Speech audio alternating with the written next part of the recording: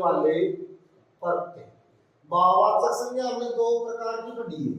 एक तो पढ़ी है मूल भाववाचक संज्ञा। कौन सी?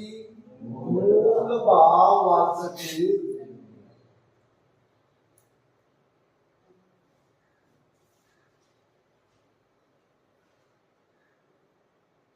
और दूसरी पढ़ी थी हमने यौगिक भाववाचक संज्ञा। दूसरी कौन सी थी? यौगिक भाववाचक संज्ञा। दो संज्ञा के हमने भाववाचक संज्ञा के भेद पढ़े दो, मूल भाववाचक संज्ञा और यौगिक भाववाचक संज्ञा। मूल भाववाचक संज्ञा में हमने पढ़ा था कि ऐसे भाववाचक संज्ञा शब्द जिनके सार्थक टुकड़े नहीं किए जा सकते हो। और फिर दूसरा पढ़ा हमने यौगिक भाववाचक संज्ञा, यानी किसी प्रत्यय, उपसर्ग या किसी अन्य शब्दांश से जुड़कर बनने वाले भाववाचक संज्ञा शब्द क्या कहलाते हैं? यौगिक भाववाचक संज्ञा। अब यौगिक भाववाचक संज्ञा के अंतर्गत हम देख रहे हैं भाववाचक संज्ञा का निर्माण करने वाले प्रत्यय। ये प्रत्यय आपको ध्यान रखने, और प्रत्यय कौन कौन से हैं? ये, ता, त्वय, आस, पन, आपा, आव, आवा, आहट, आवट, ई, ईवा, आई, ती, गी और अन। ये प्रत्यय आपको ध्यान रखना। इन प्रत्ययों से निर्मित शब्द है वो भाववाचक संज्ञा शब्द होता है। लेकिन कहीं कहीं थोड़ी दिक्कत है कुछ एक शब्दों में, वो हम यहाँ इस क्लास में देख लें।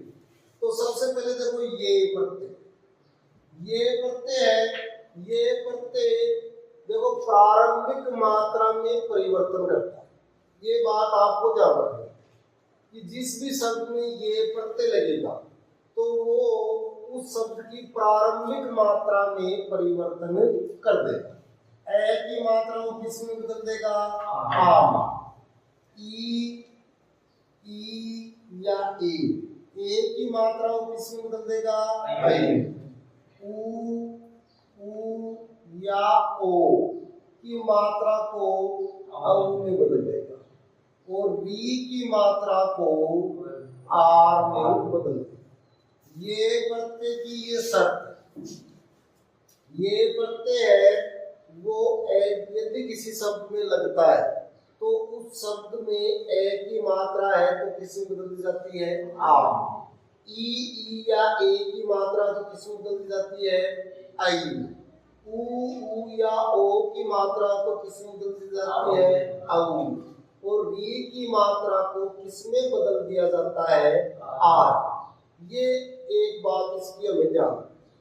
फिर दूसरा, अंतिम जिस शब्द में ये प्रत्यय जोड़ेंगे और जो शब्द का अंतिम व्यंजन है, शब्द का अंतिम व्यंजन है, उसकी मात्रा का लोप कर दिया जाता है। लोप कर देना मतलब हटा दिया जाता है। ये आपको ध्यान रखना। किसके साथ? ये प्रत्यय के साथ। अब ये कैसे होगा? ये देखो, एक शब्द को आप जैसे मान लो एक शब्द आपके सामने, शब्द निकट, और निकट में ये प्रत्यय जोड़ेंगे, तो निकट में ये प्रत्यय जोड़ेंगे। देखो ई की मात्रा है, प्रारंभिक मात्रा किसकी है? ई की मात्रा को किसमें बदलेंगे? आई। तो इसको आई में बदलेंगे तो ये देखो हमने नी का नहीं बना, फिर जैसा है वैसा नहीं। अंतिम मात्रा है यहाँ, उसको हटा देंगे, उस मात्रा को क्या कर दिया जाएगा? हटा जाएगा। और हटा देंगे तो तय हो जाएगा आधा। और फिर ये जो, और हमारा शब्द क्या हो गया? एक बात तो ये ध्यान रखें। दूसरी, ये प्रत्यय से संबंधित बात है कि ये और ता, ये ध्यान रखेंगे आप। एक तो कौन सा प्रत्यय है, ता प्रत्यय, और दूसरा कौन सा प्रत्यय है, ये प्रत्यय। ये और ता प्रत्यय दोनों एक साथ प्रयुक्त नहीं किए जा सकते। दोनों, जैसे मान लो ये आप हमने शब्द बनाया नेकट्टे, तो इसमें हम ये नहीं कर सकते नेकट्टेता, ये है, ये नहीं कर सकते, ये शब्द अशुद्ध माना जाता है। क्यों नहीं कर सकते, इसका कारण ये प्रत्यय भी भाववाचक संज्ञा का निर्माण करता है और ता प्रत्यय भी भाववाचक संज्ञा का निर्माण करता है। जब एक प्रत्यय से हमारा काम हो रहा है तो फिर अनावश्यक रूप से दूसरा प्रत्यय लगाने की आवश्यकता नहीं। तो देखो अब मान लो इसमें जरूरी नहीं है ये प्रत्यय से भाववाचक संज्ञा बनी, ता प्रत्यय से भी बनती है, तो ता प्रत्यय से निकट में ता प्रत्यय जोड़ेंगे तो शब्द क्या बन जाएगा, निकट। तो ये देखो दो शब्द शुद्ध मान लिए जाएंगे, एक तो निकटता और नेकट्टे, लेकिन नेकट्टेता शब्द है वो क्या है, ऐसा। ये आपको ध्यान रखना कि ये और ता प्रत्यय का प्रयोग एक साथ नहीं किया जा सकता। क्यों? क्योंकि ये भी भाववाचक संज्ञा शब्दों का निर्माण करता है और ता भी भाववाचक संज्ञा शब्दों का निर्माण करता है। इसलिए दोनों का एक साथ प्रयोग करना अशुद्ध माना जाता है। और ये प्रत्यय की ये शर्त आपको बताएगी कि प्रारंभिक मात्रा में बदलाव कैसे होगा।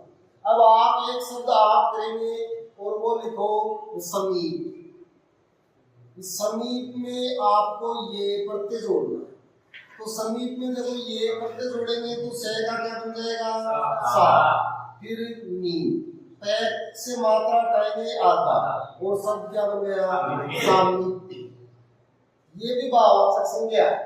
और यदि हम ये नहीं लगा के इसमें ता प्रत्यय लगाएंगे तो भी क्या बन जाएगी, भाववाचक संज्ञा, और शब्द हमारा क्या हो जाएगा, समीप। सामीप्य भी भाववाचक संज्ञा है और समीपता भी क्या है, भाववाचक संज्ञा। लेकिन यदि शब्द ये है तो आपको ध्यान रखना है सामीप्यता शब्द गलत होता है। ये बात समझ में आ गई कि ये और ता प्रत्यय का प्रयोग एक साथ नहीं किया जा सकता। ये प्रत्यय है उसमें दो बदलाव होंगे, कौन कौन से, एक तो प्रारंभिक मात्रा में परिवर्तन, और वो कैसे, ए आ में बदलेगा, ई या ए आई में बदलेगा, उ या ओ औ में बदलेगा, री आर में बदलेगा। ये परिवर्तन और अंतिम शब्द का जो अंतिम व्यंजन है और उसमें जो मात्रा है उसका लोप कर दिया जाएगा। ये प्रत्यय के साथ आपको ध्यान रखना है।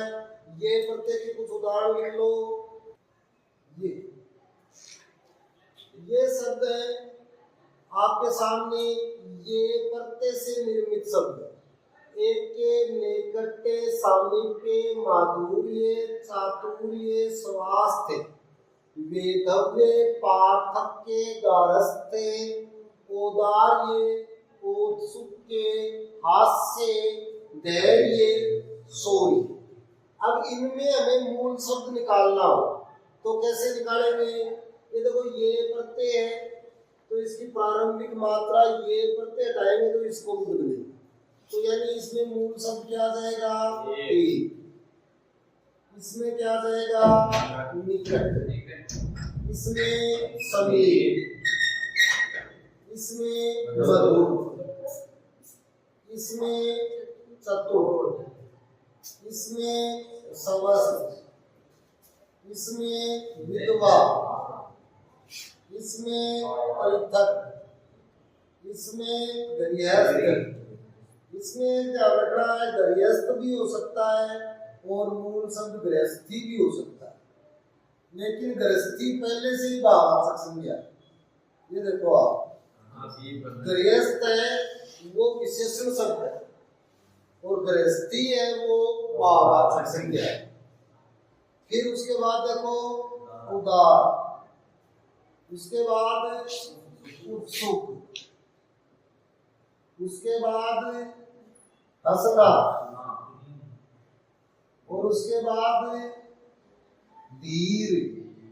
मूल शब्द क्या है? धीर। अब देखो धीर से धैर्य भी भाववाचक संज्ञा बन रही है, और ता प्रत्यय जोड़ेंगे तो धीरता भाववाचक संज्ञा बनेगी। ऐसे ही शौर्य में सूर। हाँ, ये ध्यान रखना। तो ये प्रत्यय में ये ध्यान रखेंगे। अब आपको ध्यान रखना है तीन शब्दों को। ये प्रत्यय से युक्त तीन ऐसे शब्द जो भाववाचक संज्ञा नहीं है, और वो आप अलग से लिख लो। वो है दंते, कंठे, वार्त्स्य। ये तीन शब्द है, ये प्रत्यय से युक्त है। इनमें कौन सा प्रत्यय है? ये प्रत्यय से युक्त है, परंतु भाववाचक संज्ञा नहीं। भाववाचक संज्ञा नहीं है। ये बात समझ में आ गई। इन तीन शब्दों को छोड़ दो, दंते, कंठे और वर्त्स्य, ये गुणवाचक विशेषण है तीनों, भाववाचक संज्ञा नहीं है। बाकी ये सारे के सारे कौन से हैं? भाववाचक संज्ञा शब्द। आपको ध्यान रखना परीक्षा के दौरान ये प्रत्यय से युक्त शब्द है तो निश्चित रूप से कौन सी संज्ञा है? भाववाचक संज्ञा। इसके बाद देखो अगला प्रत्यय ताप। कौन सा प्रत्यय है? ताप। ताप प्रत्यय भी भाववाचक संज्ञा शब्दों का निर्माण करता है। एग्जाम्पल देखो, मानवता, दानवता, मनुष्यता, उदारता, मधुरता, चतुरता, बंधुता, निकटता। ये आपको ध्यान रखना। ता प्रत्यय जैसे सुंदरता, गुरुता, लघुता, उच्चता, न्यूनता। ये ता प्रत्यय जहां भी हो वो भाववाचक संज्ञा शब्दों का निर्माण करता है, ये आप ध्यान रखें। लेकिन कुछ शब्दों को छोड़कर, और वो उनमें लिख लो, जैसे ज्ञाता, श्रोता, वक्ता, ज्ञाता, ज्ञाता। इनमें ता प्रत्यय होने के बावजूद भी कौन सी संज्ञा है? जातिवाचक संज्ञा है। कौन सी संज्ञा है? जातिवाचक संज्ञा। इसके साथ अब मान लो कई बार ये आ जाए कि कौन से शब्द में ता प्रत्यय नहीं है, तो ये 5 शब्द और देखो, माता, पिता, तोता, पोता। माता, पिता, तोता, पोता, इनमें जातिवाचक संज्ञा है और इनमें ता प्रत्यय भी नहीं है। जातिवाचक संज्ञा तो है लेकिन ता प्रत्यय भी नहीं। अब कई बार ये आपको ध्यान रखना है, जैसे मान लो कई बार कुछ परीक्षाओं में प्रश्न पूछा जाता है कि गौरव का विलोम शब्द, गौरव का विलोम शब्द है। आपके पास विकल्प है गुरु, दूसरा है गुरुता, तीसरा है लघुता और अगला है लघु। गौरव का विलोम शब्द है ये प्रश्न है आपके साथ। गौरव शब्द है और उसका विलोम शब्द बताना। गुरु, गुरुता, लघुता और लघु। तो इसमें देखो इसका विलोम शब्द होगा लघुता। क्यों होगा? क्योंकि गौरव है वो भी भाववाचक संज्ञा है और लघुता भी क्या है? भाववाचक संज्ञा। अब हमें ये ध्यान रखना पड़ेगा। देखो मूल शब्द क्या था? गुरु, और गुरु में ए प्रत्यय लगाया गया तो शब्द क्या बना? गौरव, जो कि भाववाचक संज्ञा है। यहाँ भी शब्द क्या है? लघु, और इसमें कौन सा प्रत्यय जोड़ा गया? ता, और इससे लघुता शब्द बना, वो भी क्या बना? भाववाचक संज्ञा। यदि सही आपको सरल प्रश्न देता तो यह शब्द आपको लागू दे सकता था और आप आराम से उत्तर कर देते है। लागू भी भाववाचक संज्ञा है और लघुता भी भाववाचक संज्ञा है, दोनों एक जैसे शब्द है। तो यदि सरल प्रश्न देना चाहेगा परीक्षक तो गौरव का विलोम शब्द पूछेगा तो आपको विकल्प में लागू मिल जाएगा। लेकिन यदि वो ये जानना चाहता है विलोम शब्द के माध्यम से कि इसे विलोम शब्द की अवधारणा का पता है या नहीं, यानी कि भाववाचक संज्ञा का विलोम शब्द भी भाववाचक संज्ञा ही होना चाहिए। अब गुरु का लघु ही हो सकता है, गुरु का हम लागू नहीं कर सकते। या आपको ये लगता है कि गुरु का लागू हो जाएगा? नहीं होगा। गुरु का विलोम शब्द क्या होगा? लघु। गौरव का लागू।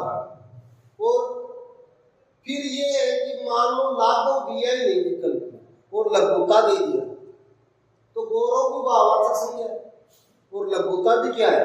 भाववाचक संज्ञा। दोनों आपस में क्या है? विलोम शब्द। तो ये आपको ध्यान रखना। ये छोटी छोटी बातें हैं, ये बहुत महत्वपूर्ण बातें हैं। परीक्षा में प्रश्न पत्र में अपने प्रश्न हल करते समय इन्हें आप ध्यान रखेंगे। इसके बाद देखो, अब ये आपको ध्यान रखना है ताप्रत्यय। ये सारे ताप्रत्यय के उदाहरण हैं जो कि भाववाचक संज्ञा है। और ये माता, पिता, तोता, पोता, इनमें ताप्रत्यय नहीं है। ज्ञाता, श्रोता, वक्ता, ज्ञाता, इनमें ता प्रत्यय होने के बावजूद भी ये भाववाचक संज्ञा नहीं है। ये तीन बातें आपको ध्यान में रखनी। अगला देखो तवे प्रत्यय में आपको ध्यान रखना दो बातें।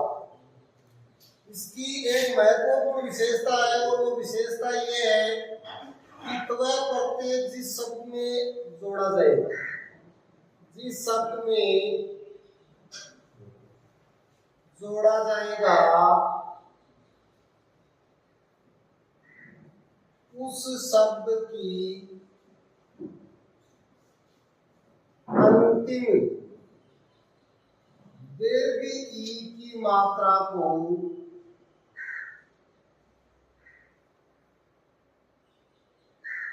दीर्घ ई की मात्रा को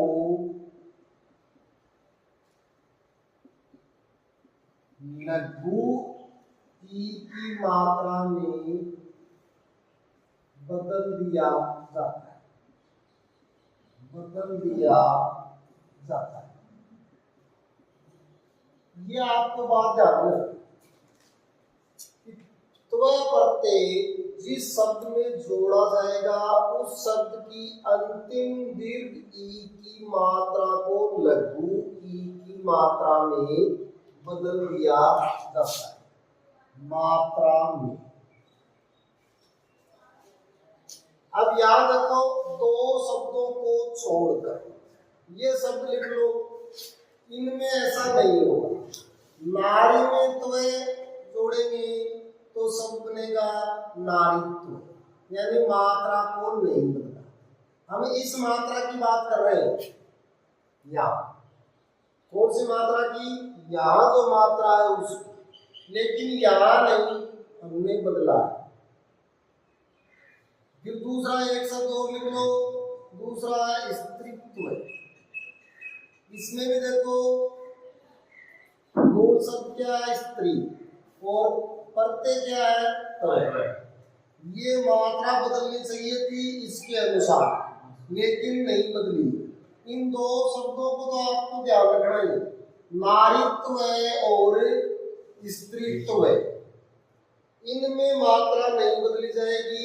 बाकी जो शब्द हैं उनमें ऐसा कार्य किया जाए। अब उसमें देखो, जैसे मान लो एक शब्द है आपका स्थायी। स्थायी में यदि हम तवे प्रत्यय जोड़ेंगे तो शब्द हो जाएगा स्थायित्व। ये देखो, ये स्थिति बदल गई, ये में की मात्रा बड़ी थी और यहाँ क्या हो गई? छोटी। ऐसे ही एक शब्द को दाई, और दाई में त्व जोड़ेंगे तो शब्द हो जाएगा दायित्व, और इसको किसमें बदल देंगे? मात्रा परिवर्तन कर देंगे। इस मात्रा का इस, समझ में आ रहा है? दो शब्दों को छोड़कर और कौन से शब्द? नारीत्व और स्त्रीत्व। बाकी किसी भी शब्द में यदि तवय लगता है तो यदि उस शब्द की अंतिम मात्रा इस दीर्घ ई की है तो उस मात्रा को किसमें बदल दिया जाएगा? लघु ई की मात्रा में बदल दिया जाएगा। ऐसे एक शब्द को उत्तरदायी, उत्तरदायी में आप जोड़ो तवे प्रत्यय जोड़ो और इसमें जोड़ोगे तो देखो आपका ये शब्द बन जाएगा उत्तरदायित्व। बात समझ में आ गई? तो ये और तवा प्रत्यय से बनने वाले शब्द हैं वो क्या होते हैं? भाववाचक संज्ञा होते हैं। तो इनमें नारीत्व है, स्त्रीत्व है, दायित्व है, स्थायित्व है, उत्तरदायित्व है। इसके बाद कुछ शब्द और देखो, ये तव प्रत्यय है वो बहुत महत्वपूर्ण प्रत्यय, और इसमें देखो जैसे एक शब्द महत्व है, तो ये ध्यान रखेंगे आप, शुद्धिकरण में बहुत बार पूछा जाता है। महत्व में दो तय आते और दोनों आद्य आते, और यदि अशुद्ध रूप आपको देगा तो ये दे देगा। तो ये रूप है, ये क्या है? अशुद्ध। सही शुद्ध रूप क्या है? तो आद्य तय है, यानी इसका संधि विच्छेद करें तो ये देखो महत्व प्लस तव, और ये व्यंजन संधि का कोई नियम है जिसकी हमने उस नियम में चर्चा कर ली है। और अच्छी तरह से जानना चाहो तो हमारे YouTube चैनल पर जाओ और वहां इस नियम को पढ़ो। इसके बाद देखो और दो चार शब्द देख लो इसके तवे प्रत्यय के। स्त्रीत्व हो सकता है, नारीत्व हो सकता है, तो पुरुषत्व भी हो सकता है। ऐसे ही नेतृत्व, नेतृत्व ये भी ध्यान रखेंगे। ऐसे ही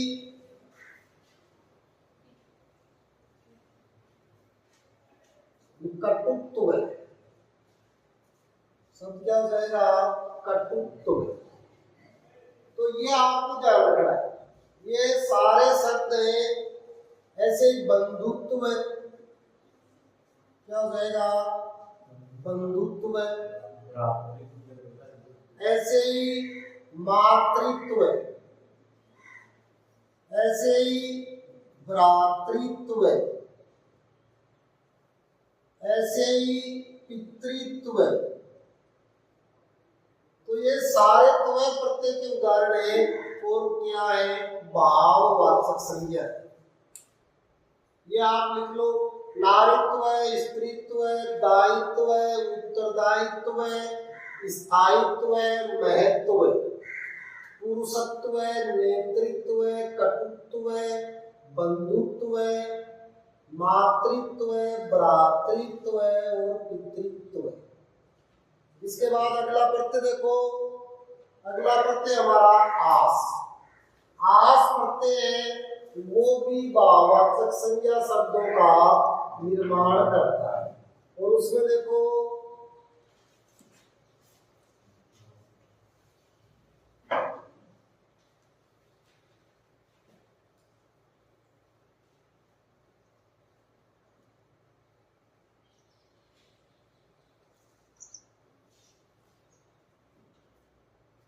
अगला प्रत्यय हमारा है आस। आस प्रत्यय में देखो ये भी भाववाचक संज्ञा शब्दों का निर्माण करता है। आपको दो ही शब्द ध्यान रखने हैं, तीसरा शब्द ध्यान रखने की जरूरत नहीं है। एक तो है मिठास और दूसरा है खटास, बस ये दो शब्द ध्यान रखना, दोनों ही भाववाचक संज्ञा है। लेकिन यहाँ आपको ये ध्यान रखना है कि आस प्रत्यय हटाएंगे तो मूल शब्द क्या बचेगा। तो मूल शब्द में गड़बड़ है, यहाँ ये बचेगा मात्रा बड़ी मीठा, और यहाँ बचेगा खट्टा।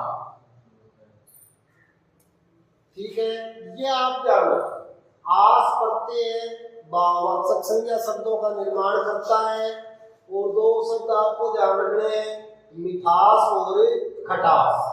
लेकिन दोनों में मूल शब्द क्या क्या है, मिठास में मीठा और खटास में खट्टा। इसके बाद अगला प्रत्यय देखो पन, बहुत महत्वपूर्ण प्रत्यय। भाववाचक संज्ञा में कई बार प्रश्न यहाँ से पूछा जाता है और लगभग पूछते ही रहते। तो पन में देखो बचपन, और इसमें एक चीज और ध्यान रखना, ये भाववाचक संज्ञा में नहीं पूछते, कई बार इसमें ये भी पूछ लेते हैं कि मूल शब्द क्या है।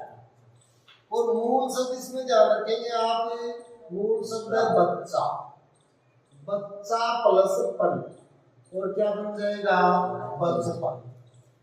ऐसे ही फिर और लिख लो अपनापन, परायापन, सीधापन, टेढ़ापन, लड़कपन,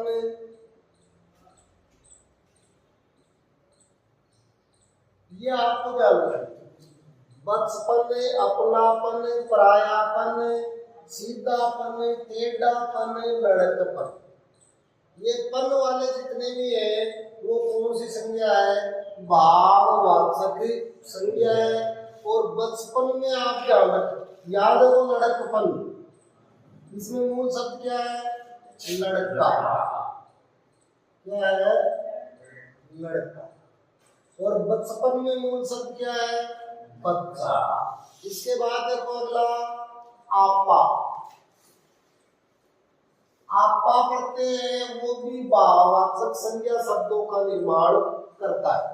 और इसमें देखो जैसे शब्द मोटापा, ये ध्यान रखेंगे।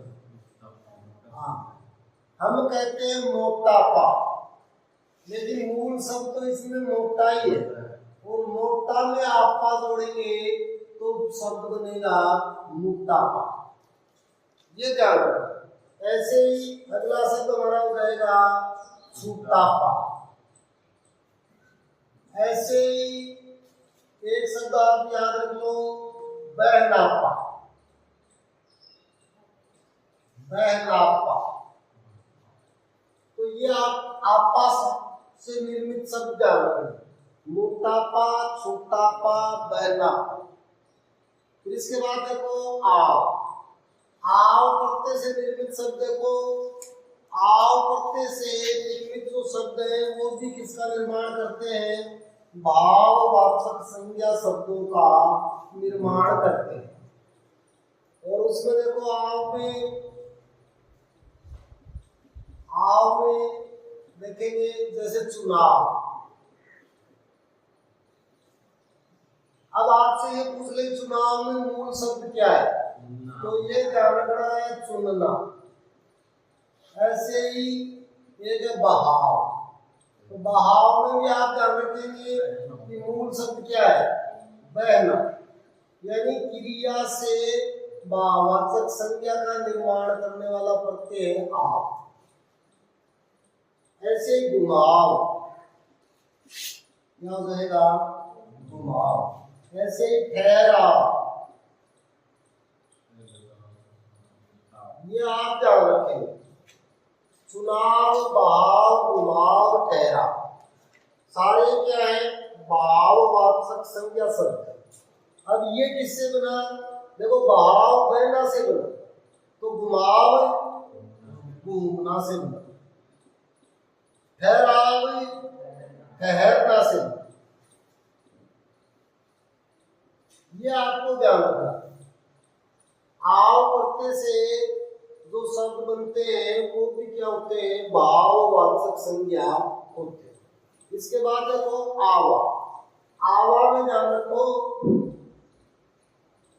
जैसे एक शब्द बुलावा, तो बुलावा है, वो भी कौन सी संज्ञा है? भाववाचक संज्ञा है। लेकिन इसमें मूल शब्द देखेंगे तो क्या होगा? बुलाना।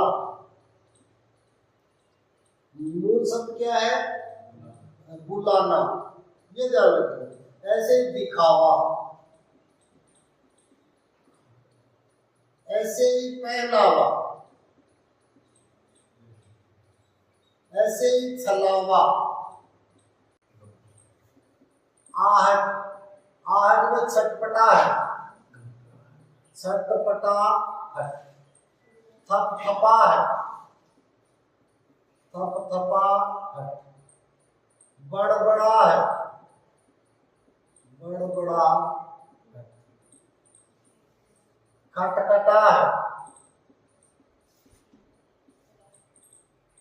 ये आहट में छटपटाहट, थपथपाहट, बड़बड़ाहट, खटखटाहट। अब इसमें ये ध्यान रखना है कि ये आहट प्रत्यय है, ये कौन सा प्रत्यय है? कर्तृवाचक, सॉरी, आहट प्रत्यय में ये आप ध्यान रखेंगे कि ये है भाववाचक कृत प्रत्यय। कौन सा प्रत्यय है? भाववाचक कृत प्रत्यय। क्यों? क्योंकि इसमें देखो छटपटाहट में मूल शब्द क्या है? छटपटाना।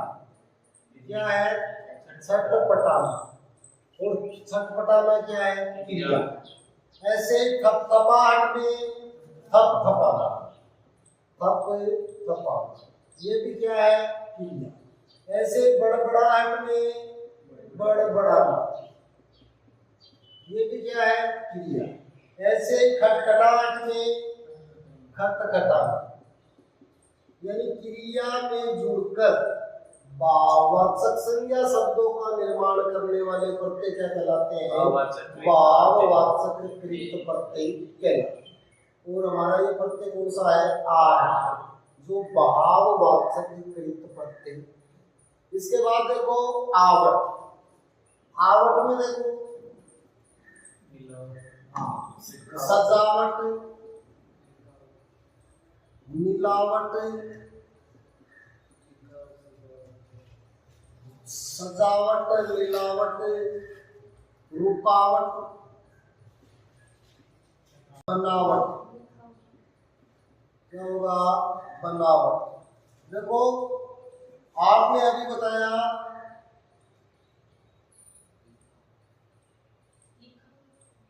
लिखावट। लिखावट हो सकता है, लेकिन यदि लिखावट और लिखाई दोनों एक साथ हो तो हमें शुद्ध किसे मानना है? लिखाई। ये ध्यान रखना। तो ये आपको ध्यान रखने, सजावट, मिलावट, रुकावट और बनावट, ये आवट प्रत्यय से निर्मित है। और देखो सजावट है, वो किससे है? सजाना। मिलावट मिलाना, रुकावट रुकना, और बनावट बना। यानी क्रिया शब्द है, मिलाना भी क्रिया है, सजाना क्रिया है, रुकना क्रिया है और बनाना क्रिया है। और क्रिया में मिलकर भाववाचक संज्ञा का निर्माण कर रहा है, तो कौन सा प्रत्यय है? भाववाचक कृत प्रत्यय है। यहाँ तक ठीक है। इसके बाद देखो ई, ये बहुत महत्वपूर्ण प्रत्यय है। ई प्रत्यय है वो महत्वपूर्ण प्रत्यय है, आप इसका विशेष ध्यान रखें। ई प्रत्यय के बारे में आप ध्यान रखेंगे, क्योंकि ई प्रत्यय है वो गुणवाचक विशेषण का निर्माण भी करता है, अप्रत्ययवाचक शब्दों का निर्माण भी करता है, उनार्थक शब्दों का निर्माण भी करता है, स्त्रीलिंग शब्दों का निर्माण भी करता है। यहाँ में केवल वो ही शब्द लेने हैं जो भाववाचक संज्ञा का निर्माण करता है। तो इसमें ई में देखो इसमें कैसे होगा। जैसे मान लो एक शब्द नानी, नानी शब्द वो भाववाचक संज्ञा नहीं है। रिश्ते नाते संबंध का नाम जातिवाचक संज्ञा होता है, लेकिन नानी में ई प्रत्यय तो है। फिर दूसरा जैसे हम एक देखो द्रौपदी, ये शब्द लिखना भी सीख लेना है आपको। द्रौपदी नहीं होता, द्रौपदी होता है। और इसमें भी ई प्रत्यय है। जैसे इसको ई हटाएंगे तो द्रुपद प्लस ई, लेकिन द्रौपदी है वो भाववाचक संज्ञा नहीं है। वो कौन सी संज्ञा है? व्यक्तिवाचक संज्ञा है। ऐसे मान लो एक शब्द है मंडली, मंडली है ये समूहवाचक संज्ञा है। जातिवाचक संज्ञा के दो भेद आपको बताई गई थी, द्रव्यवाचक संज्ञा और समूहवाचक संज्ञा। और उसमें शब्द लिखवाया गया था मंडल, और मंडल यदि समूहवाचक है तो मंडली भी समूह है वाचक है। तो इसमें देखो, लेकिन इसमें प्रत्यय तो है मंडल प्लस ई। और ये कौन सी संज्ञा है? जातिवाचक। ये कौन सी है? व्यक्तिवाचक। ये कौन सी है? जातिवाचक। एक शब्द मान लो काला, और इसमें ई प्रत्यय जोड़ेंगे तो शब्द बनेगा काली। तो ये काली शब्द संज्ञा है ही नहीं, न व्यक्तिवाचक संज्ञा है, न जातिवाचक संज्ञा है, न भाववाचक संज्ञा है। तो ये क्या है? गुणवाचक विशेषण, गुणवाचक विशेषण। लेकिन एक शब्द है इसमें जोड़ेंगे, गरीब में ई जोड़ेंगे, वो शब्द बनेगा गरीब। ये गरीबी है, ये भाववाचक संज्ञा। गरीबी शब्द क्या है? भाववाचक संज्ञा। अब इसमें आप इस प्रकार से ध्यान रखें कि ई प्रत्यय है वो भाववाचक संज्ञा शब्दों का निर्माण करता है, लेकिन वो ये ध्यान रखना है कि किस प्रकार से कर रहा है शब्द का निर्माण। यदि इस प्रकार से कर रहा है तो नहीं होगा, इस प्रकार से कर रहा है तो नहीं होगा, इस प्रकार से कर रहा है तो नहीं होगा, इस प्रकार से कर रहा है तो नहीं होगा। अब इसमें देखो काला में ई प्रत्यय लगाते हैं तो क्या बनता है? काली। और क्या बन गया? गुणवाचक विशेषण। एक रंग का नाम है काला, काला किसका नाम है? रंग का नाम। तो सफेद भी रंग का नाम है, और इसमें ई प्रत्यय लगाएंगे तो शब्द क्या बनेगा? सफेदी। वो सफेदी है वो क्या है? भाववाचक संज्ञा है या गुणवाचक विशेषण? भाववाचक संज्ञा क्या है? भाववाचक संज्ञा। अब आप कहेंगे ये ऐसे कैसे हुआ? ये आपको दिक्कत ये आएगी कि काली तो गुणवाचक विशेषण हो गया साहब, और सफेदी भाववाचक संज्ञा कैसे हुआ?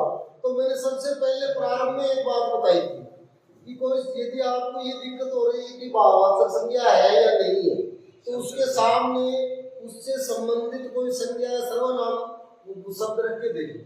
जैसे मान लो हमने काली, काली के सामने कुछ भी शब्द रखो जिससे उस शब्द की ये काली विशेषता बताए, तो हमने ये लिख लिया बिल्ली, ठीक है। और यहाँ लिखेंगे सफेदी, अब इसके सामने कोई शब्द ऐसा रखो, जैसे देखो बिल्ली की विशेषता है, ये शब्द बताया कि बिल्ली कैसी, काली। तो यहाँ कोई भी शब्द ले आओ, कोई भी जिसकी विशेषता ये बताए। अब सफेदी मकान भी नहीं हो सकता, अब सफेदी कागज भी नहीं हो सकता, सफेद हो सकता है। तो इसका मतलब ये भाववाचक संज्ञा है। ये देख कर हम ऐसा करें। तो ई प्रत्यय के उदाहरण भाववाचक संज्ञा वाले लिख लो, उसमें लिखो ई प्रत्यय के कुछ उदाहरण लिखो जिससे आपको ये ध्यान रखना। और ई प्रत्यय में लिखो, ये तो ये हो गया आपका सफेदी। एक और ध्यान रखना है, लाली। ये भी किससे बना, लाल से बना। सफेदी और लाली तो है, लेकिन हरी नहीं होगा, गुलाबी भी नहीं होगा, काली भी नहीं होगा, नीली भी नहीं होगा, ये नहीं होगा। ये शब्द है, ये भाववाचक संज्ञा नहीं। सफेदी और लाली हो जाए। ऐसे ही एक देख लो, दूरी, ऐसे ही हंसी, ऐसे ही गरीबी,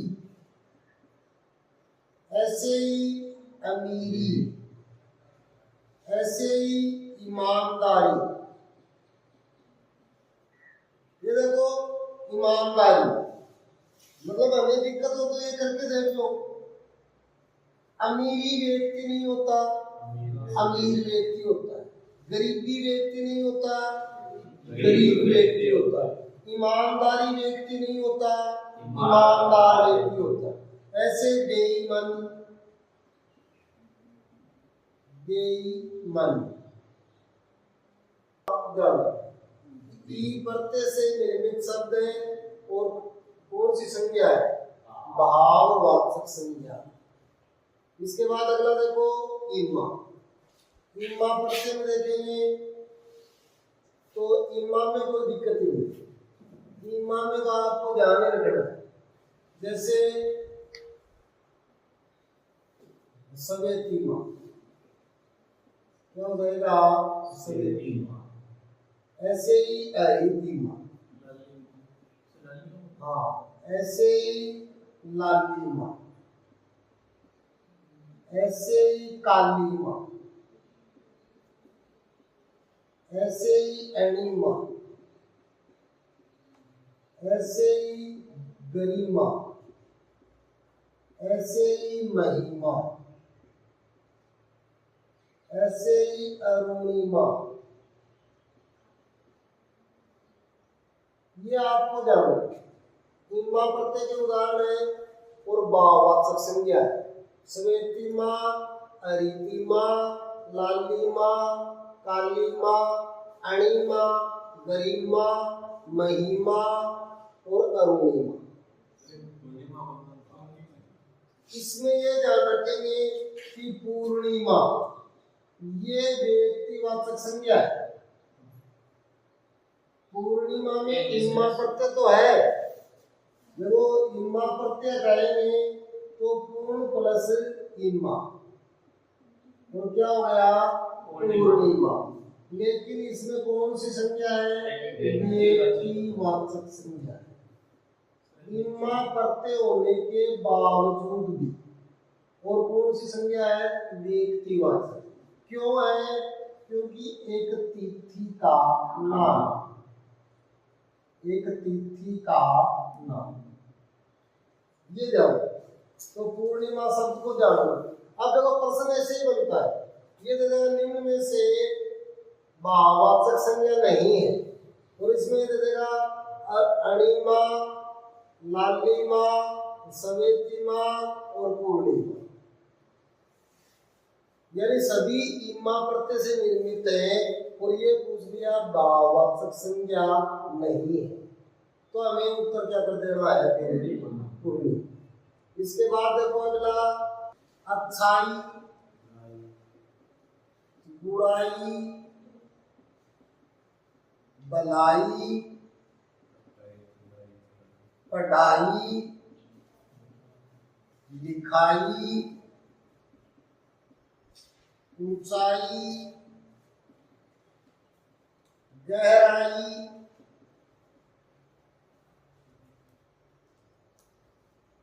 इस शब्द का आपको ध्यान रखना है। ये जो आपके सामने शब्द मैंने लिखा मिठाई, ये जातिवाचक संज्ञा है। कौन सी संज्ञा है? जातिवाचक संज्ञा। तो इसमें यही देगा, इसमें ये दे देगा नहीं, उनमें से भाववाचक संज्ञा नहीं है। और ये तीन शब्द दे देगा, अच्छाई, बुराई, भलाई, मिठाई। तो ये आपको ध्यान रखना है कि जो मिठाई शब्द है वो जातिवाचक संज्ञा है। इसमें देखो मिठाई शब्द मूल शब्द क्या था? मीठा, जो कि गुणवाचक विशेषण। इससे हमने बनाया मिठाई, क्या बना? जातिवाचक संज्ञा। इससे हम भाववाचक संज्ञा बनाएंगे तो ये बना देंगे और हमारा शब्द क्या हो जाएगा? मिठास। देखो एक शब्द से तीन, मीठा गुणवाचक विशेषण, मिठाई जातिवाचक संज्ञा और मिठास भाववाचक विशेषण। बात समझ में आ रही है आपको? इसके बाद देखो, तो ये मिठाई आपको ध्यान रखनी है।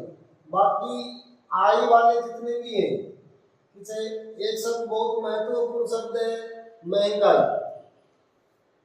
कई बार परीक्षाओं में पूछा गया कि महंगाई शब्द में कौन सी संज्ञा है? तो महंगाई में कौन सी संज्ञा है? भाववाचक संज्ञा है।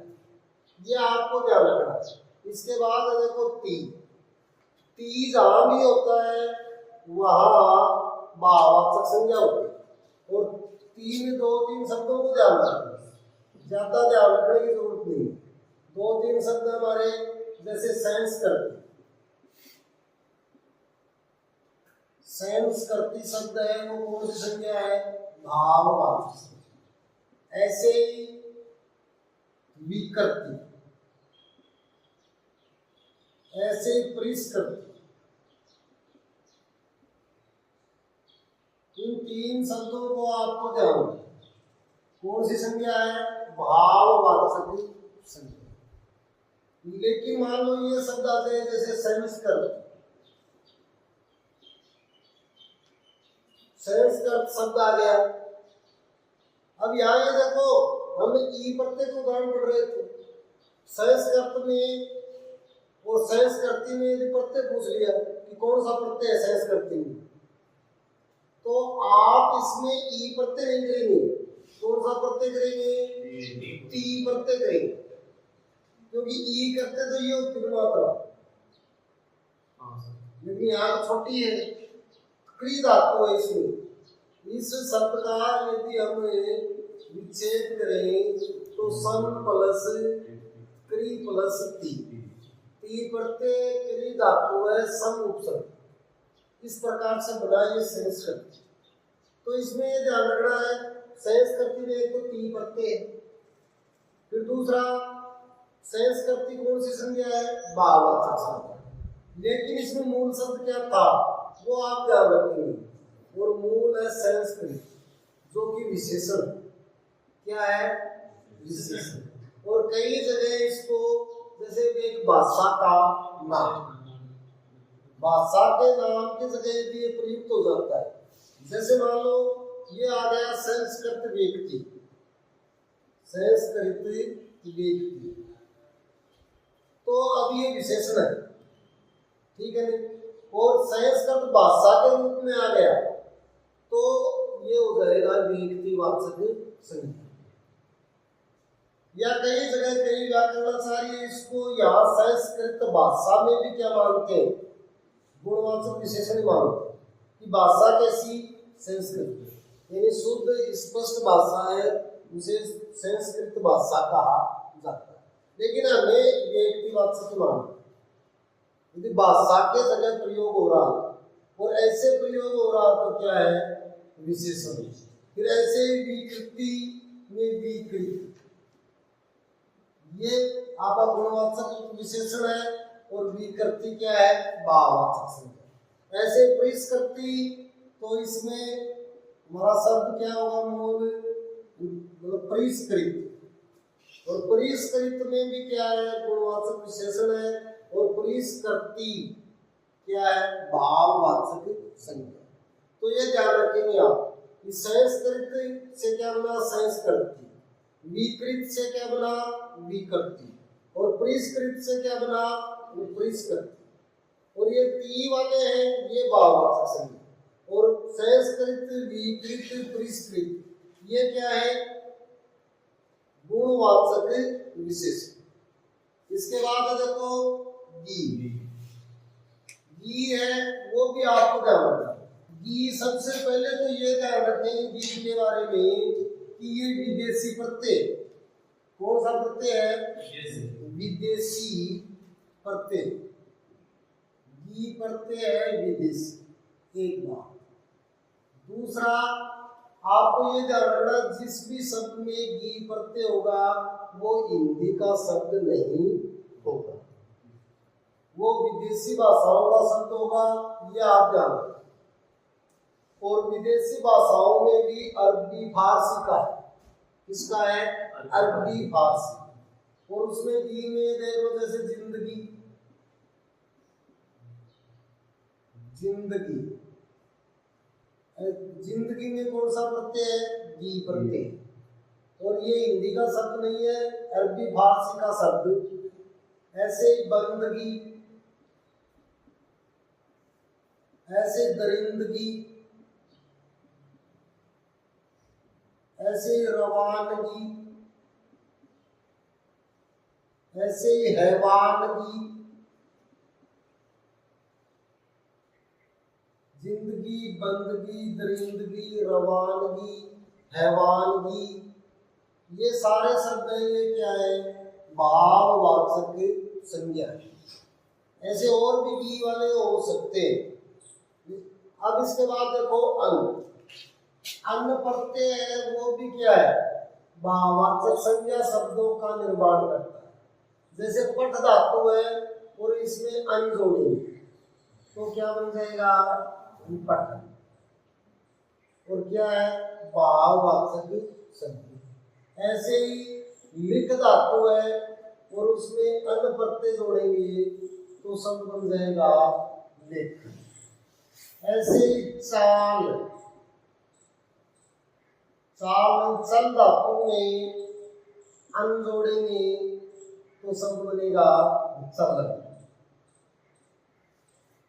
तो ये आपको ध्यान रखना है कि पठन, लेखन और चलन, ये भी क्या है, भाववाचक संज्ञा। तो इन प्रत्ययों को आप याद रखेंगे।